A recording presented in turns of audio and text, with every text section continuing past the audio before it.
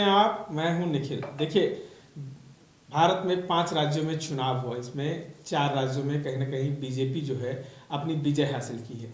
वहीं अब ये देखा जा रहा है कि इन 4 राज्यों में जिस तरीके से जीत हासिल हुई है, वहीं अब लोकसभा चुनाव में इसका असर दिखेगा या नहीं, या बिहार की राजनीति में इसके असर पड़ेगा या नहीं।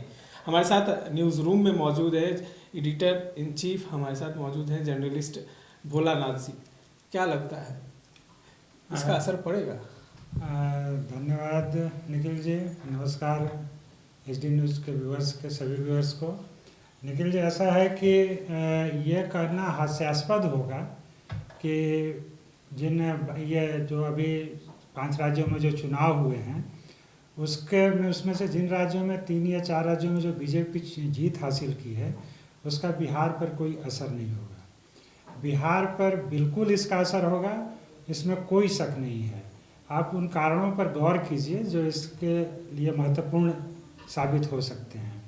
जैसे जिन 3 राज्यों में बीजेपी की जीत हासिल हुई प्रमुख, छत्तीसगढ़, राजस्थान और मध्य प्रदेश, ये तीनों हिंदी भाषी प्रदेश हैं। बिहार भी अपना हिंदी भाषी प्रदेश है।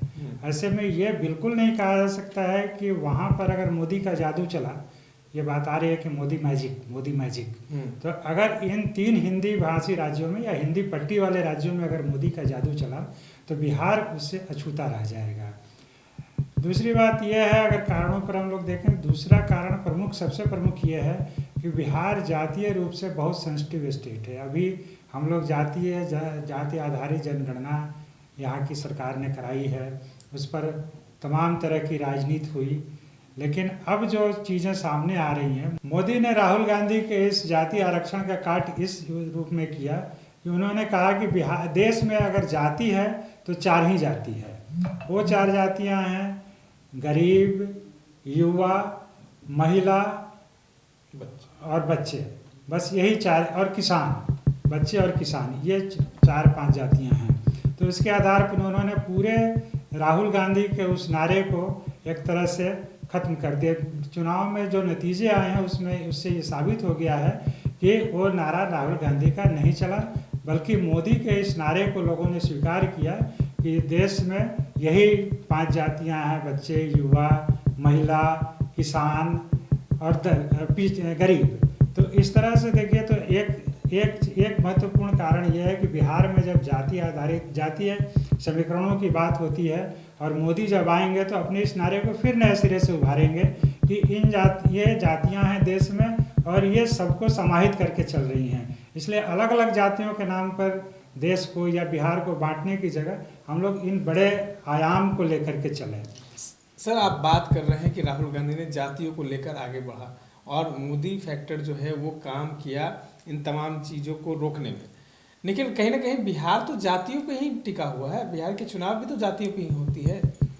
जैसे मेरा कहने का मतलब यह है कि जाति पर टिकी हुई है, लेकिन मोदी ने जातियों को लेकर के एक नया नारा गढ़ा, जिसमें कि अलग अलग कई जातियों को लेकर के कि ये ब्रह्मर्षि समाज है, ये यादव समाज है, ये कोयरी समाज है, ये कुर्मी समाज है। इन अलग अलग जातियों की जगह पर उन्होंने केवल 5 जातियों को डिफाइन किया, जिसमें कि इन सभी जातियों के लोग किसी न किसी रूप में शामिल हो जाते हैं। कि जैसे गरीब है तो उसकी एक जाति उन्होंने बताई कि गरीब की जाति में बहुत सारे अति पिछड़े, ये सब हम लोग बिहार के संदर्भ में देखेंगे तो शामिल हो जाएंगे। उसी तरह से अगर युवा है तो युवा बेरोजगारी से जूझ रहा है, उसको जाति की बहुत समस्या नहीं है, लेकिन अगर उसको रोजगार मिल जाए, उसी के आधार पर कोई भी सरकार हो, या तो देश की हो या बिहार की हो, काम करे तो युवा लाभान्वित होंगे। इसी तरह से महिलाएं हैं, तो इन लोगों को अगर मोदी का यह है कि इस बड़े आयाम में जातियों को लेकर के चलना, तो अब ये देखना बड़ा दिलचस्प होगा कि बिहार में मोदी का ये जातियों का नया नारा चलता है या कि बिहार में जो अब तक जातियों का समीकरण चलता रहा है वो चलता है। सर, नीतीश कुमार ने लोकसभा चुनाव से एक बड़ा गेम खेला है जातीय जनगणना कराकर। कहीं ना कहीं आपस में ही एक जातियों को लड़वाने का, कहीं लोग कहते हैं कि जातीय जनगणना एक तो सही हुआ नहीं, ऊपर से लोग आपस में ही लड़ने लगे। वो कह रहे हैं हमारी जाति ज़्यादा है दूसरे कहते हैं हमारी जाति। आज आप देखे होंगे लगातार कहीं ना कहीं हर जाति और समाज के लोग जो है बड़ा रैली कर रहे हैं। राजपूत समाज का आज बड़ा रैली हुआ है पटना मिडल हाई स्कूल में। पूर्व सांसद जो हैं वैशाली के रामा सिंह किशोरी सिंह, वो बड़ा रैली किए हैं। कहीं ना कहीं ताकत दिखाया जा रहा है तमाम समाज के। आप निखिल जी, आप बिल्कुल सही कह रहे हैं कि बिहार में जातीय सम्मेलनों का दौर शुरू हो चुका है। इससे पहले भाजपा भी यादव सम्मेलन पटना कई बापू सभागार में कर चुकी है। इसके बाद आज रामा सिंह, जो कि पहले सांसद थे वहाँ हाजीपुर से, वो आज सम्मेलन कर रहे हैं और एक खास समाज को लेकर के उनका ये सम्मेलन माना जा रहा है। तो जहाँ तक जाति आधारित गणना की बात है जो सरकार ने कराई है और जिसको लागू की है, तो उसको लेकर के कोर्ट में मामला जा चुका है। सरकार का ये तर्क है कि या राहुल गांधी के जो जाति आरक्षण की बात करें तो उन लोगों का तर्क है कि जिसकी जितनी अधिक आबादी होगी उतना ही उसका हक मिलना चाहिए। लेकिन संविधान में इसके उलट व्याख्या है। संविधान में व्याख्या है कि जो लोग बिल्कुल पिछड़े हुए हैं उन लोगों को आगे लाने के लिए उनको उसी आधार पर आरक्षण का लाभ मिलना चाहिए। मतलब ऐसे वंचितों को आरक्षण का ज़्यादा से ज़्यादा लाभ मिलना चाहिए, न कि जो लोग ज़्यादा संख्या में हैं उनको उस आधार पर जाति का लाभ दिया जाए। इसी यही कारण है कि इस मामले को लेकर के लोग कोर्ट में गए हैं कि ये संविधान की मूल प्रस्तावना या मूल भावना के खिलाफ है। तो आगे अब देखिए क्या होता है। ये जाति जनगणना जो हुआ है, क्या ये लोकसभा में इफेक्टिव होगा चुनाव में? देखिए, जब पॉलिटिकल कोई निर्णय होता है तो उसको बहुत दूर तक उसका आकलन करके ही कोई निर्णय लिया जाता है। तो अगर नीतीश कुमार ने या नीतीश की सरकार ने या महागठबंधन की बिहार सरकार ने अगर कोई निर्णय लिया है तो निश्चित रूप से उसका कुछ न कुछ पॉलिटिकल लाभ जरूर होगा। अब अगर देखा जाए कि इस पर इनको महागठबंधन को लाभ मिलता है या भाजपा को या एनडीए को लाभ मिलता है, मोदी के नए जातीय नारे को के बनिस्पत के बरक्स, ये देखना आगे। एक अंतिम सवाल है आपसे कि नीतीश कुमार एनडीए से अलग हो गए, महागठबंधन के साथी हैं। निखिल, वो कई बार बैठक हुआ दिल्ली में, निखिल नीतीश कुमार नहीं गए। अब 10 तारीख को वो खुद बैठक में शामिल होने जा रहे हैं, अमित शाह से भी मिलेंगे।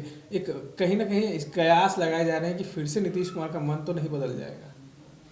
देखिए, ये कहना तो एक तरह से कयासबाजी होगी कि अभी नीतीश कुमार जब भी बड़े बीजेपी के शीर्ष नेतृत्व से मिलते हैं तो तुरंत पलटी मार देते हैं। ये मैं कह रहा हूँ कि ये कहना अभी कयासबाजी होगी कि उनका अगला कदम क्या होगा। वैसे तो अगर अभी बात करें तो उनकी तबीयत खराब चल रही है और उसको लेकर के भी कई तरह की बातें चल रही हैं। जैसा कि आज जीतन मांझी का बयान आया कि उनकी बाकायदा एक मेडिकल बुलेटिन जारी होनी चाहिए।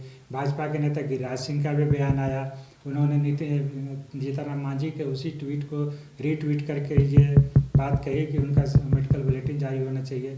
तो नीतीश जी की तबीयत खराब है, ये आधिकारिक रूप से सामने आ रही है। अब कल को क्या होगा, या भाजपा के साथ जाते हैं या महागठबंधन के साथ रहते हैं, ये कहना अभी भविष्य की गर्त में है। इसके लिए थोड़ा सा हमें इंतजार करना चाहिए। देखिए, तमाम बातों पर किस तरीके से भोलानाथ जी ने विस्तार से बताया है, साथ ही साथ लोकसभा चुनाव में जो है कहीं ना कहीं जिस तरीके से 5 राज्यों में चुनाव में बीजेपी की जीत हुई है, 4 राज्यों में उनकी विजय हुई है, वो काफ़ी इफेक्टिव होगा।